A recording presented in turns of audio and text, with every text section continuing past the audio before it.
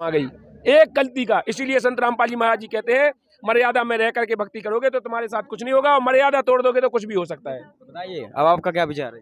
हाँ, वो तो आपका बात सही है, पर देखो अभी कोई उम्र थोड़ी है सेवा करने की, मतलब ऐसे ज्ञान म्यान सुनने की। अभी तो खाने पीने पढ़ने लिखने की। बताइए शिवानी जी अब आपका क्या क्वेश्चन है? मैं शंकर जी को मानती हूँ, तो मैं सोमवार के दिन व्रत रखती हूँ और उपवास ही रहती हूँ, तो उसकी मना है। अच्छा, उसको भी मना करते हैं संत रामपाल जी? सब उसको भी मना करते हैं। बताइए ये बहन जी जो है व्रत करती हैं सोमवार का, लेकिन संत रामपाल जी महाराज जी से जुड़ जाएंगी तो ये व्रत भी मना हो जाएगा, तो ये कैसे करेंगी फिर? देखिए सर, मैं आपको बताऊं, व्रत करने में क्या बुराई है? भूखन मरने से पहले तो ये बताइए क्या मोक्ष होगा, क्या सुख मिलेगा? भूखन मरने वाले को कोई सुख मिलता है? कोई सुख शांति मिलेगी? दिन भर रोटी दिखाई देगी। नहीं, हम भूखे कहाँ मरते हैं, हम तो हमारे मन से करते हैं ना, कोई जबरदस्ती नहीं करता है इसमें। अपने मन से करते हैं। मन से करते हैं तो हम वही तो बोल रहे हैं कि आप मन से करते हैं। आप भूखन मरने से क्या होगा? आपको कुछ मिलेगा? सुख शांति मिल सकती है। अगर भूखन मरने वाले को सुख शांति मिलती है तो अकाल पड़ता है, अकाल में तो लाखों प्राणी मर जाते हैं, फिर मर क्यों जाते हैं? उन्हें तो सुख शांति मिल जाना चाहिए, वो खुश हो जाना चाहिए। अच्छा, आपका क्या विचार है व्रत को लेकर? भूखा मरने से भगवान मिलता तो सबसे पहले तो जिनके पास कुछ नहीं है, जो फकीर हैं, जो भोजन नहीं करते हैं, सबसे पहले भगवान तो उनको मिलना था ना। और गीता जी में अध्याय 6 श्लोक 16 में तो स्पष्ट मना किया है कि यह भक्ति न ज्यादा खाने वाले की, न ज्यादा सोने वाले। गीता जी में मना है? हाँ, ये गीता जी अध्याय 6 श्लोक 16 में बताया है कि यह भक्ति न ज्यादा खाने वाले की, न ज्यादा सोने वाले की, और ना बिल्कुल न खाने वाले की सिद्ध होती है। तो जब भक्ति ही सिद्ध नहीं होगी तो उपवास करने का मतलब क्या है? अच्छा, आपके कहे अनुसार ये व्रत करने से कोई लाभ नहीं है? कोई लाभ नहीं है, शास्त्री मना कर रहे हैं व्रत करने के लिए। अच्छा बताइए अब आपका क्या विचार है? ठीक है, हमने मान लिया। अभी जो होली आ रही तो उसकी भी तो मना करते हैं, उसकी मना क्यों करते हैं? उसमें क्या बुराई है? खेलेंगे हम, अगर दीक्षा ले लेंगे तो होली कैसे मनाएंगे? होली जैसे कि संत रामपाल जी महाराज मतलब हिंदू धर्म की जितनी भी रीति रिवाज हैं वो सब बंद करवा देंगे सर।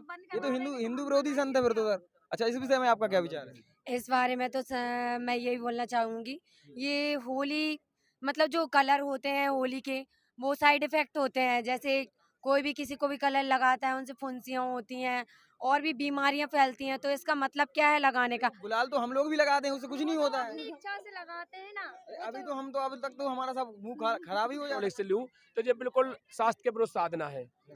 किसी भी ग्रंथ में, हाँ, किसी भी ग्रंथ में होली मनाना नहीं। कैसी बातें कर रहे हो आप? श्री कृष्ण भगवान आए हैं, उनने भी होली अरे तो मनाई हमें सर। बताइए आज सर। भी आप वृंदावन में जाइए, वहाँ पर होली ऐसे मनती है कि आप देखते रह जाएंगे। अरे यार, हमें एक बताइए, आपको किसने लगे? आप कृष्ण भगवान ने आपने कहने बनाई, तो हमें बताए कहाँ लिखा है? किसी ग्रंथ में लिखा है कि होली मनानी चाहिए, रंग फेंकना? पर आप मनमाना आचरण क्यों कर रहे हैं? हम हमारे आपको, पूर्वजों से सुना, उनके पूर्वजों ने उनके पूर्वजों से सुना, यार, मतलब वो तो हम लोग हमारे पूर्वजों से ही पूर्वजन चलते के, आ रहे हैं। आप पूर्वजन की चक्कर में नहीं पड़ो। पूर्वजन हते जो पूर्वज आप कह रहे, आपके पूर्वज हते हुए जो बुजुर्ग थे वो तो आपके क्या पहनते थे? कांच लगाते थे, पंचा पहनते थे, अल्फा पहनते थे। ये पैंट सूट क्यों पहन के घूम रहे हैं? अब आप हमें वही पहना दो। हाँ, वही पहनो ना आपके पूर्वज जो। अच्छा, आपके बुजुर्ग पहनते थे उसी में। पहनने की वाली बात अलग अरे है। यार, वो पैदल लिंक के जाया करते, यार तुम गाड़ी में तो जाते आज हो। गाड़ी चल रही तो आप भी तो उसका यूज अरे कर तो रहे हैं क्यों? ना। हम वही तो कह रहे हो, अपने पूर्वजनों के हिसाब से चलो ना। क्यों गलत कर रहे हो तुम? उनकी मर्यादा नहीं तोड़ रहे तुम। उनकी मर्यादा क्यों तोड़ रहे? अरे यार, मर्यादा वो नहीं है, मर्यादा तो हमारे सदग्रंथों की तोड़ रहे हैं आप लोग। हमारे सदग्रंथों में जो लिखा कुछ और है, वो बता तुम कुछ और रहे हो। अच्छा, होली करना कहाँ मनाती है? ऐसा कहाँ होली- लिखा है कि होली मत मनाइए, होली त्योहार का, मत मनाइए आप? होली का पर मैंने सुना है कि संत रामपाल जी महाराज से जो जुड़ जाते हैं वो लड़कियों को जीन्स टॉप पहनने की मना करते हैं, सिंपल सादा रहने को। जीन्स टॉप में क्या है? बताइए। हमारे संत रामपाल जी महाराज जीन्स टॉप पहनने को मना नहीं करते हैं। वो ये बोलते हैं कपड़े ऐसे पहनो जो मर्यादित हो। जैसे आप जीन्स सुविधाजनक हो, है ना? सुविधाजनक हो, और कहने का अर्थ ये जीन्स पहन रहे हो तो थोड़ा ढीला पहन सकते हो, क्योंकि ज़्यादा टाइट जीन्स पहनोगे तो वो मर्यादा को भंग करता है, और ज़्यादा छोटे टॉप पहनोगे तो कोई भी गलत नज़र डालेगा। फिर आप उनसे लड़ेंगे कि ये हमको देख रहा था, ये कुछ, तो ये गलत हो जाता है। फिर आप ऐसा क्यों करते ही क्यों हो जो फिर बाद में लड़ाई की जड़ बन जाए? तो अभी हम भक्ति क्यों करें? अभी तो हम नए हैं ना, तो हमारे शौक पढ़ाई करेंगे।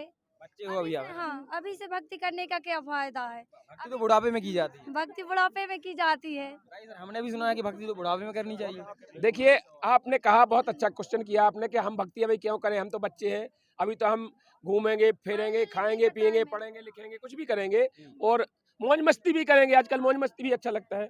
लेकिन अगर भरोसा है आपको, कितने दिन जियोगे आप? क्यों नहीं, अभी क्यों मरे मरेंगे तो हम। कहीं लिखा है, आपका भरोसा है?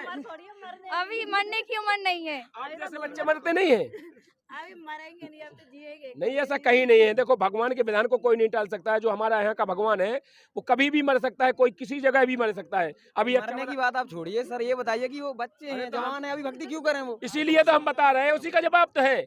अगर हम सत भक्ति करेंगे तो हमारा जीवन स्वच्छ रहेगा, हम आजीवन तक निरोगी रहेंगे, हमारे साथ कोई गलत नहीं होगा, हमारे जीवन में दुख नहीं आएंगे, कष्ट नहीं आएंगे। ये होता है। वो जो भक्ति नहीं करते हैं उनकी कोई पता नहीं है कब मृत्यु हो जाए, कब कोई अकाल पड़ जाए, कोई उनके बड़ी आई बीमारी पड़ जाए, फिर वे मतलब स्टडी करें कि वे बीमारी को इलाज कराएं। नहीं, अभी तो देखिए वो ठीक हैं, अभी क्यों अरे तो सोचें वो, ऐसा क्यों इसका सोचें? कौन किसका भरोसा है ना, यही तो कह रहे हैं हमारे। अभी तो हमारी पढ़ने लिखने की उम्र है, घूमने फिरने की उम्र है। देखिए संत रामपाल जी महाराज जी ने इसीलिए आध्यात्मिक में बताया है कि 3 साल के बच्चे को भी भक्ति देना चाहिए। सर आप क्या कहना चाहोगे इस विषय में? भगत जी देखो, ऐसा है कि हमारा गुरुजी संत रामपाल जी महाराज सत्संग में बताते हैं कि मनुष्य जीवन का मूल उद्देश्य ही हमको सद्भक्ति करके सतलोक जाना है। क्योंकि मनुष्य जीवन एक ऐसा है कि अगर पल भर में 1 सेकंड का भरोसा नहीं कब किसकी मृत्यु हो जाए। इसके लिए कोई ऐसी निश्चित उम्र नहीं होती है कि अपन ना कि 50 साल के होंगे तभी भक्ति करेंगे, कि 60 साल के होंगे तभी भक्ति करेंगे। उसके मनुष्य जीवन का मूल उद्देश्य सिर्फ भक्ति करके हमको सतलोक जाना है। 84 लाख योनियां से निकलने के बाद में बड़ी मुश्किल से मनुष्य जीवन मिलता है, और उसके लिए देवता भी तरसते हैं। इसलिए भगत जी हमको उसके लिए कोई उम्र नहीं होती है। जी सतलुज कहाँ से आ गया? हमने नरक सुना और स्वर्ग सुना, सतलुज कहाँ से आ गया? तीसरा सतलोक कहाँ से आ गया? देखिए इसकी आप बताइए पहले, आपका क्या विचार है इसमें? मेरा तो इसमें ये विचार है, गीता अध्याय 18 श्लोक 62 में कहा है कि हे अर्जुन, तू सब प्रकार की भक्ति मतलब सबको छोड़ के एक मेरी भक्ति कर। मतलब इसका मतलब तू उस सनातन परम धाम को प्राप्त होगा जहाँ मोक्ष होता है। मोक्ष का मतलब है कि इंसान लौट कर ना आए, पर स्वर्ग से तो इंसान लौट कर आ जाता है, नरक से भी लौट कर आ जाता है, और 84 लाख योनियों में जाता है। पर हम सतलोक जाएंगे तो वहाँ जन्म मृत्यु होती ही नहीं है।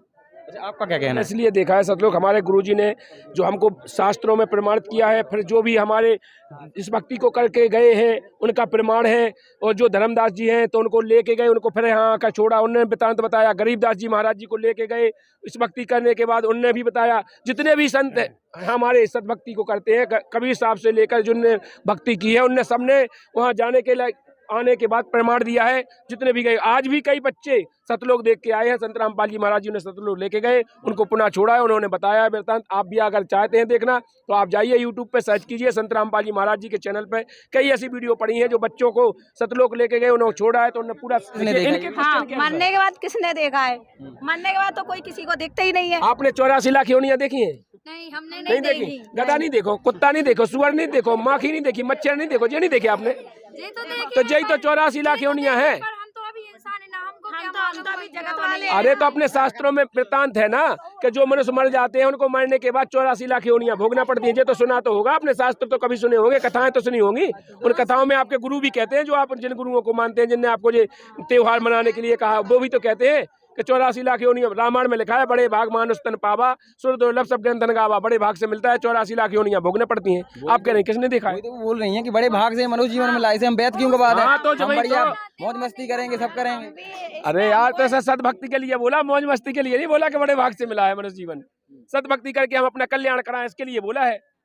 आप नहीं करो। जैसे कि बहन जी ने बोला है, हाँ, दीपावली इधर आ जाइए आप जी। अच्छा बताइए, पहले परिचय दीजिए आप अपना। मैं ग्राम पोस्ट अमरोनिया, जिला छतरपुर, मध्य प्रदेश का रहने वाला हूँ। अच्छा, त्योहार मनाना क्यों मना है ये जैसे बताइए। बहन जी ने बोला कि हम दीपावली मनाते हैं, ठीक है, माना कि दीपावली मनाते हैं। इस खुशी में मनाते हैं कि सीता जी घर आई थी ना, तो दीपावली मनाते हैं इस खुशी में, राम जी आए थे। अरे जिस दिन सीता जी- उसी की याद में मनाते बिल्कुल वनवास से आए थे, राम जी बिल्कुल के याद में सत्य कहा मनाते हैं। आपने हाँ, कि राम जी हमारे घर आए थे, आए थे, तो हम उसकी खुशी में दीपावली मनाते हैं। बिल्कुल सत्य है। लेकिन जब हमारी सीता माता को घर से बाहर निकाल दिया, उसके वियोग में हमने क्या मनाया? तो उसके दुख में क्यों नहीं मनाते? उसका दुख क्यों उसका नहीं दुख मनाते? क्यों नहीं मनाया? जब वो एक- भी तो मेरी माता थी ना, सीता माता थी। पिता राम हुए। आपको उसके लिए दुख भी मनाना चाहिए ना। जब सीता जी आई थी तो आपने एक दिन दीपक जला लिए। जब सीता जी को भगा दिया गया, वो जब वो गर्भवती थी, तो उसके लिए क्या किया आप लोगों ने? दुख मनाया कभी? देखिए मेरे हिसाब से मैं आपको एक बताऊं तो खुशियां मनाई जाती हैं, दुख नहीं, मातम नहीं मनाया जाता। तो खुशियाँ क्यों मनाई जा रही है कि सीता जी रावण की कैद से बाहर आई थी, इसलिए ना। एक मिनट तो बहन जी, एक मिनट, मैं इनसे पूछ रहा हूँ। इनने कहा है कि जीने वालों की खुशियां मनाई जाती हैं, मरने वालों का दुख नहीं मनाया जाता है। फिर आप एक लोग बार रो लिया वो तो जब हो गया तो हो हाँ गया। हाँ सुनिए, आप एक बार रो लिया, फिर आप लोग मरने वालों की 13वीं मना के कौन सा दुख मनाते हो कि खुशी मनाते हो, ये बताइए आप। नहीं तो वो हमारे जो धर्मगुरु हैं वो अरे तो उनके आत्मा मन शांति के लिए मनाते हैं, जैसे उनकी तो आत्मा खुशी इधर उधर मनाते हो कि दुख मनाते हो, ये वो तो बताइए। दुख वो मनाते तो हैं। दुख मनाते हैं, आत्मा शांत रहे उनकी। उनको शांति कैसे मिल सकती है, आप तो ये बताइए। यदि आप गंगा जली करेंगे तो भूतों की योनि से छूट जाएंगे, मान चलो। ये क्या होता है कि हमारे पूर्वज भक्ति करते हैं, ठीक है, तो क्या होता है कुछ लोगों की भक्ति थोड़ी बहुत कम रह जाती है, तो इसलिए हम ये सारा कार्यक्रम करके उनको भक्ति करके पूरा उस स्वर्ग में चले जाते आत्मा हैं। को शांति दे देते हैं। आत्मा को शांति मिल जाती, स्वर्ग पहुंच जाते हैं। अगर हर व्यक्ति स्वर्ग इतनी आसानी से चला जाता तो नरक में कौन जाता। आप तो ये बताइए, जैसे आप कर रहे हैं, जैसे परमात्मा जी बताते हैं पृथ्वी ऊपर पग जो धार है करोड़ जीव एक दिन में मार है। अगर अपन धरती के ऊपर पैर भी रख रहे हैं तो करोड़ों जीवों के मार रहे हैं। इसकी हत्या का आप इनकी हत्या कर रहे हैं, तो तो इसके आप कहाँ बचे हैं इसमें? हमारी जो शास्त्र अनुकूल भक्ति विधि है ना, इससे हमारे डेली के पाप कट जाते हैं। अच्छा, आप कैसे कह सकते हो कि आपकी शास्त्र अनुकूल भक्ति है? हम जो भक्ति कर रहे हैं आप शास्त्रों से मिला के देख लीजिए ना।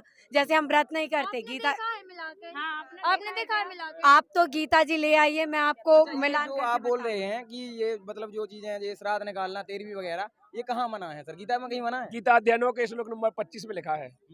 क्या गीता लिखा है? अध्यायों के श्लोक देरी 25 मत कीजिए। उसमें स्पष्ट लिखा है कि भूत पूजने वाले भूत बनते हैं, पितृ पूजने वाले पितृ बनते हैं, देवताओं को पूजना करने वाले देवगति को जाने के बाद पुनः जन्म मृत्यु में आते हैं, और मेरा पूजन करने वाले मुझको प्राप्त होते हैं। स्पष्ट लिखा है। अब हम जब क्यों भूतों को पूजें, जब भूत पूजा है ही, 13वीं करना, श्राद्ध निकालना, सब भूतों की पूजा है। हम क्यों भूत बने भूत पूज आप के? हमारे बुजुर्ग लोगों से भूत को बोल रहे होगे, हाँ। तुझे गलत बात है, ऐसा क्यों बोल रहे हो? शांति नहीं रहेगी तो इधर उधर भटकेंगे। हमने अपनी मर्जी से तो बोला पूजा नहीं है सर। आपकी गीता जी बोल रही, हम नहीं बोले बहन जी, आपकी गीता जी बोल रही। शांति नहीं देंगे बुजुर्गों को तो इधर उधर भटकेंगी। अरे तो आपकी गीता जी बोल रही, हमने अपनी मर्जी से नहीं बोला कि आपके में भूत है के पित्र हैं। आपकी गीता जी बोल रही, हम तो बोल नहीं रहे अपनी मर्जी से ना, हमारे गुरु जी बोल रहे हैं। हमारे गुरु जी ने हमें दिखा दे कि देखो गीता जी में जो लिखो, हम वो बोल रहे हैं। आपकी गीता जी बोल रही, हम थोड़ी बोल रहे हैं। बताइए अब आप लोगों का क्या विचार है? बर्थडे में जाते हैं, वो मना करते हैं, वो जो उस दिन हमारा जन्म हुआ था तो खुशी मनाते हैं, उसकी मना क्यों करते हैं? बर्थडे वगैरह की भी तो मना करते दिन मनाने में क्या बुराई है? देखिए सर, पहले तो मुझे ये बताइए, जन्मदिन कहते कैसे हैं आप? जन्मदिन जिस दिन हमारा जन्म होता है उस दिन हम जन्मदिन मानते हैं उसको, उसी खुशी में जन्मदिन मनाते हैं। उसकी आपका 1 साल बीत गया, बीतने के बाद आपकी उम्र बढ़ गई कि कम गई तो खुशी मना रहे हैं? वो तो कम गई पर जन्म लिया ना, मानुष जन्म मिला, इसलिए हम खुशी मनाते हैं। मतलब हम एक दिन कम होने की मतलब खुशी मनाए। अगर 1 साल कम हो गई तो हम खुशी मनाए, फिर जिस दिन मर जाऊं उस दिन और ज्यादा खुशी मनाए। उस दिन क्यों रोते, और ज्यादा मनाने चाहिए। जैसे जब हमारी 1 साल गई तब उन्होंने खुशी मनाई जन्मदिन, दूसरी साल गई फिर जन्मदिन मनाया, खुशी मनाई, और जिस दिन मर जाते हैं उस दिन तो पूरे गांव को जमाओ और बढ़िया सब जने खुशी मनाओ। क्या अच्छी नहीं है, मर गए जल्दी। नहीं सर, क्या होता है जैसे पैसा है कहाँ खर्च करेंगे सर, ऐसा ऐसा करके खर्च हो जाएगा सर। अरे तो भैया पैसा है तो दान कीजिए ना। दान करने से क्या फायदा होगा? जैसे हम लोग जैसे बर्थडे मनाते हैं तो बढ़िया, हम लोग जैसे डीजे बजाते हैं, हमारे दोस्त आते हैं, इनवाइट करते हैं, तो वो भी तो एक भंडारा है, भंडारा तो दान है। ये भंडारा नहीं होता, हम डीजे बजाते हैं, ये कोई भंडारा वगैरह चीज नहीं होती है। खाना नहीं खिलाते क्या?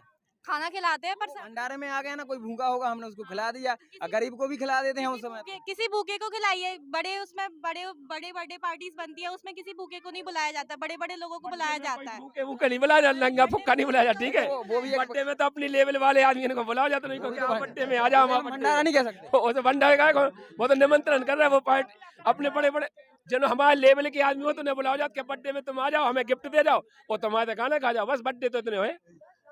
जैसे किसी का मन है तो उसमें क्या बुराई है, मना ले लीजिए बर्थडे उसका। अरे यार तुझे शास्त्र के अनुकूल नहीं है, मैंने 100 बार कहा यार, हर बार मन करने तो मन से मर जाओ, मन से मर जाओ, कैसे मर जाए मन से? मन से देखो, कैसे इसलिए मर कहा है, जाए? मन के मते ना चालियो, मन है काल को दूत, और दरिया में डुबवाए के जाए हाथ से छूट। मन के मारे मिट गए बन तज बस्ती माए, वो कहे कबीर मन लालची जो कहूँ ठहरत ना है। जो मन 3 लोक से भी नहीं तरपत, अगर 3 लोक भी दे दे तो नहीं तरपत। आपका मन नहीं करता कुछ करने को? नहीं, हमारा मन नहीं करता है, भक्ति करने को करता है हमारा मन। भक्ति करेंगे हम सतलोक जाएंगे, भगवान के गुण गाएंगे।